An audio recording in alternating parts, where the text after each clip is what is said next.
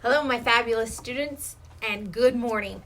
I know that today you have a really important quiz that you are about to take. So before you do, I want to make sure that you understand exactly it is that you are doing.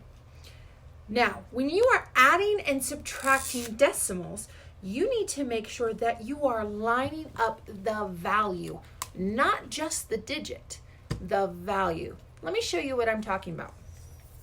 Here on my board, we have 23 plus 17 and 49 hundredths.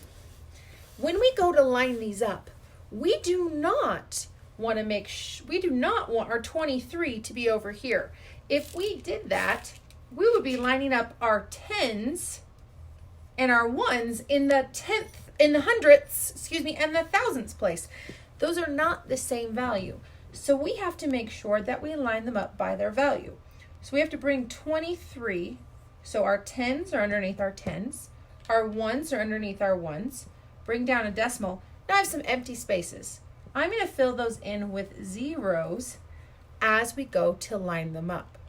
Now this is the spot where kids get off the most when they're getting ready to do their assignment. This and, well, they forget to check if they're adding or subtracting. So make sure you're lining up by the value. Let me show you another example. Give this a quick erase. How about 16 and 3/10 minus 9 and 41 hundredths? Like this. If we were originally going to line them up, I see many students do this. But that is not correct. You know they're lined up by value if the decimals are directly underneath each other. So we need to realign our problem.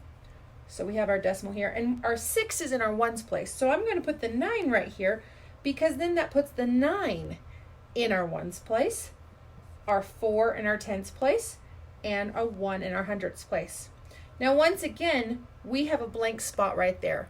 And it's hard to understand what we're doing, so I always like to put a place holding 0. Now, please remember, when you have a smaller number on top and a bigger number on bottom, don't just subtract like normal. You have to go and borrow. More on the floor, go next door. So in this case, the 3 becomes a 2 and our 0 becomes a 10. And you can continue subtracting all the way across. So today, as you go about doing your quiz, please, please, please double check, triple check that those digits are not lined up, but that your value is lined up.